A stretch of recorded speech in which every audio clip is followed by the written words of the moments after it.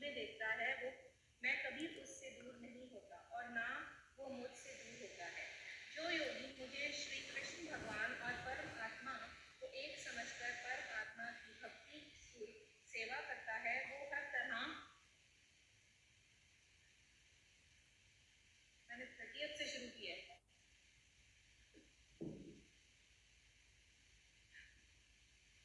जो योगी मुझे श्री कृष्ण भगवान और परम आत्मा को एक समझकर परम आत्मा की भक्ति पूर्वक सेवा करता है वो हर तरह मुझ में हमेशा कायम रहता है।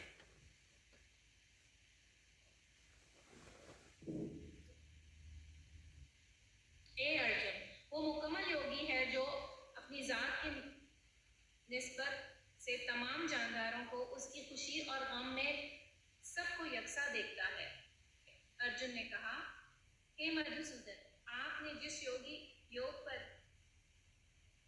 पद्धति का खुलासा बयान किया है वो मुझे नाकाबिले अमल और नाकाबिले बर्दाश्त है, क्योंकि मन चंचल और बेकरार है। ए कृष्ण, क्योंकि मन चंचल, सत्कर्ष, जिद्दी और बहुत बलवान है, इसलिए मुझे अपने काबू में करना वायु को काबू करने से भी ज्यादा मुश्किल लगता है। श्री भगवान ने कहा, हे महाबाहो कुंती पुत्र, बेशक चंचल और बेकरार मन को काबू में करना बहुत मुश्किल है, लेकिन मुनासिब अभ्यास और त्याग के जरिए ऐसा करना मुमकिन है। जिसका मन बेलगाम है उसके लिए आत्मज्ञान मुश्किल काम होता है, लेकिन जिसका मन काबू में है और जो मुनासिब तरीके से जद्दोजहद करता है उसकी कामयाबी यकीनी है, ऐसी मेरी राय है। अर्जुन ने कहा, हे कृष्ण, उस नाकाम योगी की मंजिल क्या है जो शुरू में श्रद्धा पूर्वक चुनासी के तरीके को अपनाता है, लेकिन बाद में दुनियावी उलझनों की वजह से उससे परेशान होकर छोड़ देता है और योग सिद्धि प्राप्त नहीं कर पाता। हे महाबाहु श्री कृष्ण, क्या ब्रह्म प्राप्ति के रास्ते से भटका हुआ ऐसा शख्स रूहानी और मादी दोनों ही तकमीलों से गिरता नहीं और बिखरे हुए बादल की तरह बर्बाद नहीं हो जाता, जिसके नतीजे में उसके लिए किसी लोक में कोई जगह नहीं रहती। हे कृष्ण, यही मेरा शक है और मैं आपसे इसे पूरी तरह दूर करने की प्रार्थना कर रहा हूँ। आपके अलावा दूसरा कोई ऐसा नहीं जो इस शक को दूर कर सके। श्री भगवान ने कहा, हे प्रथापुत्र, अच्छे कर्मों में लगा योगी कि ना तो इस लोक में और ना परलोक में विनाश होता है। हे मित्र, भलाई करने वाला कभी बुराई से शिकस्त नहीं खाता। नाकाम योगी पवित्र आत्माओं के लोकों में कई वर्षों तक सुख भोगने के बाद या तो नेक लोक के परिवार में या धनवानों के परिवार में जन्म लेता है। वो नाकाम योगी जो काफी अरसे तक योग करने के बाद नाकाम हो जाता है, नाकाम योगी वो ऐसे योगियों के कुल में जन्म लेता है जो बहुत बुद्धिमान है। बेशक इस संसार में ऐसा जन्म बहुत मुश्किल है। एक गुरु नंदन, ऐसा जन्म पाकर वो अपनी पिछली जिंदगी की भक्ति भाव को दोबारा शुरू करता है और मुकम्मल तकमील हासिल करने के लिए फिर से आगे योग अभ्यास की कोशिश करता है। अपनी पिछली जिंदगी की भक्ति भावना की वजह से वो खुद ब खुद योग के उसूलों की तरफ उनकी खोज के बिना ही राग़िब हो जाता है। ऐसा जिज्ञासु योगी योग की कोशिश करते हुए शास्त्रों के उसूलों से हमेशा बालातर होता है, और जब योगी तमाम पापों से शुद्ध होकर सच्ची नीयत से आगे बढ़ने की कोशिश करता है तो कई जन्मों के अभ्यास के बाद तकमील पाकर आखिर में परम गति को हासिल करता है। योगी पुरुष तपस्वी से, ज्ञानी से और सत्काम करनी से बढ़कर होता है।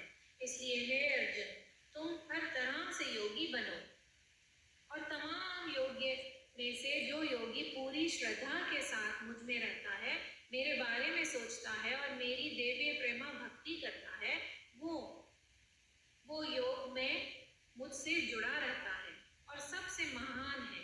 यही मेरा मत है। इस तरह श्रीमद् भगवद गीता ध्यान योग नामी 6वां अध्याय समाप्त।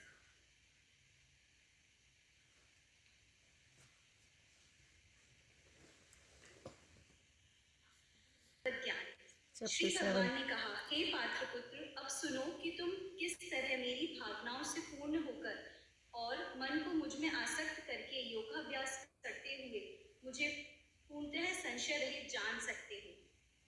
अब मैं तुमसे पूर्ण रूप से व्यवहारिक तथा दिव्य ज्ञान कहूंगा। इसे जान लेने पर तुम्हें जानने के लिए और कुछ भी शेष नहीं रहेगा।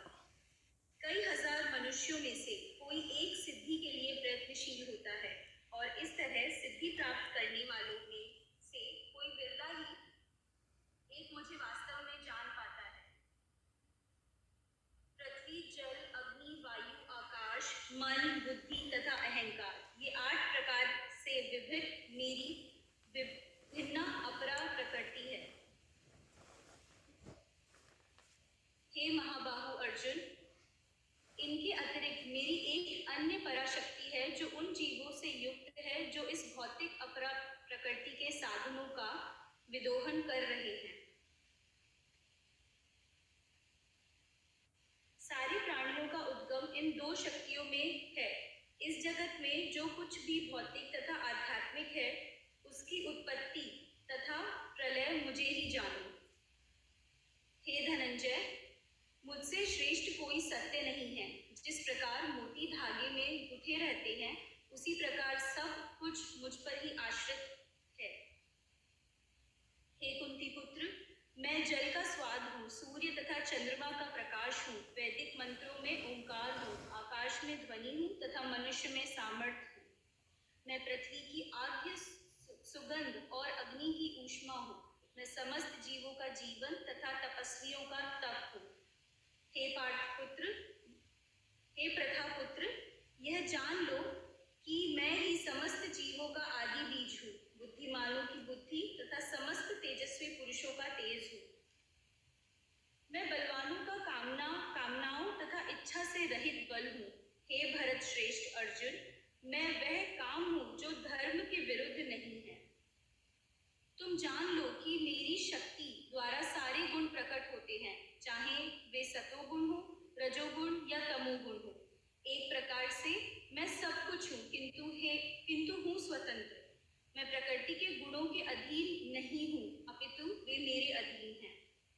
3 गुणों सतो, रजो तथा तमो के द्वारा मोहग्रस्त यह सारा संसार मुझ गुणातीत तथा अविनाशी को नहीं जानता। प्रकृति के तीनों गुणों वाली इस मेरी दैव्य शक्ति को पार कर पाना कठिन है, किंतु जो शरणागत हो जाते हैं वे सरलता से इसे पार कर जाते हैं। जो निपट मूर्ख हैं, जो मनुष्यों में अधम हैं, जिनका ज्ञान माया द्वारा हर लिया गया है, तथा जो असुरों की नास्तिक प्रकृति को धारण करने वाले हैं, ऐसे दुष्ट मेरी शरण ग्रहण नहीं करते।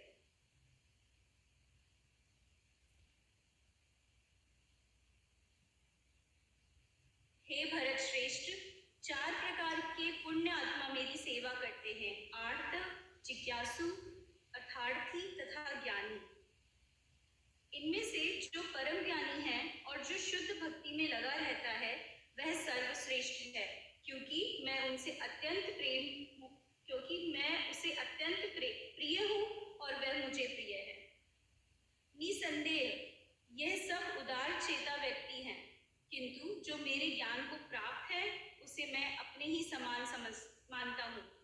वह मेरी दिव्य सेवा में तत्पर रहकर मुझे सर्वोच्च उद्देश्य को निश्चित रूप से प्राप्त करता है। अनेक जन्म जन्मांतर के बाद जिसे सचमुच ज्ञान होता है, वह मुझको समस्त कारणों का कारण जानकर मेरी शरण में आता है। ऐसा महात्मा अत्यंत दुर्लभ होता है। जिनकी बुद्धि भौतिक इच्छाओं द्वारा मारी गई है, वे देवताओं की शरण में जाते हैं और वे अपने अपने स्वभाव के अनुसार पूजा की विशेष विधि विधानों का पालन करते हैं।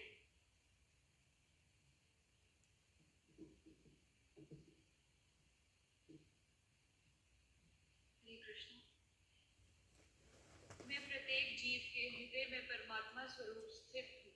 जैसे ही कोई किसी देवता की पूजा करने की इच्छा करता है, मैं उसकी श्रद्धा को स्थिर करता हूँ, जिससे वह उसी विशेष देवता की भक्ति कर सके।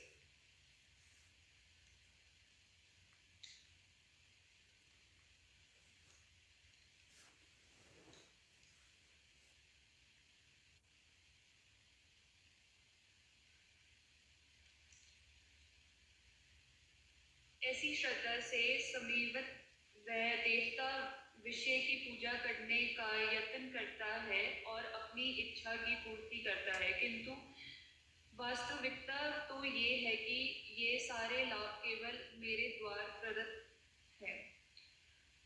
अलग बुद्धि वाले व्यक्ति देवताओं की पूजा करते हैं और उन्हें प्राप्त होने वाले फल सीमित तथा रक्षित होते हैं, क्षणिक होते हैं। देवताओं की पूजा करने वाले देवलोक को जाते हैं, किंतु मेरे भक्त अंततः मेरे परम धाम को प्राप्त होते हैं।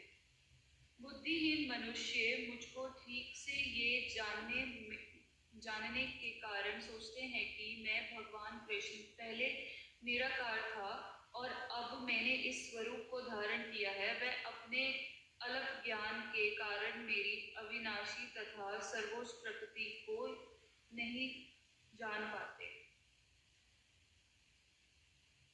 मैं मूर्खों तथा अल्पज्ञों के लिए कभी भी प्रकट नहीं हूँ। उनके लिए तो मैं अपनी अंतरंगा शक्ति द्वारा आच्छादित रहता हूँ। अतः वह ये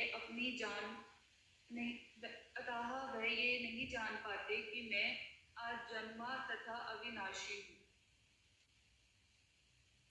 हे अर्जुन, श्री भगवान होने के नाते मैं जो कुछ भूतकाल में घटित हो चुका है वो वर्तमान में घटित हो रहा है, और जो आगे होने वाला है वह सब कुछ जानता हूँ। मैं समस्त जीवों को भी जानता हूँ, किंतु मुझे कोई नहीं जानता।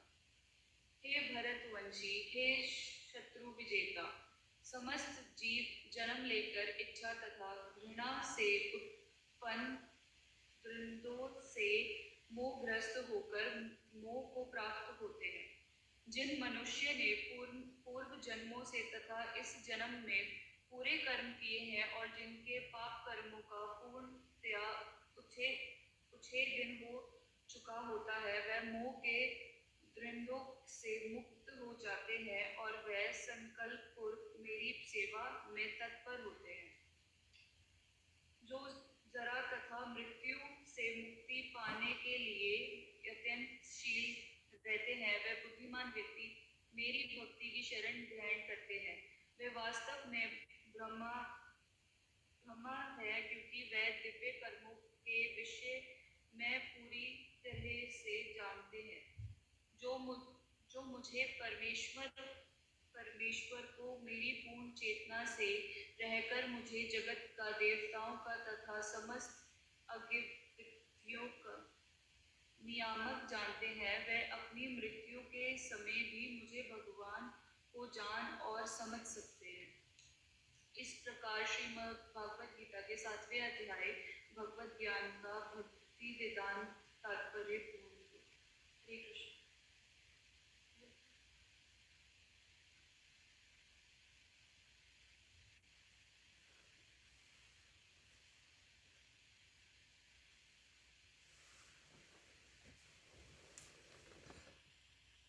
अध्याय